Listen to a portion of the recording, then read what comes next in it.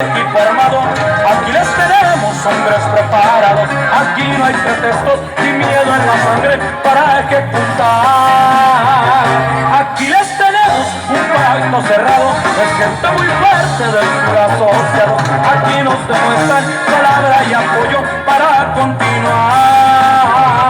Aquí les demuestro, aquí les advierto, aquí les presento una nueva Tijuana, en donde se esperan un par de batallas. Aquí les advierto que yo tengo el mando y en cada palabra yo sé lo que hablo. Aquí les afirmo que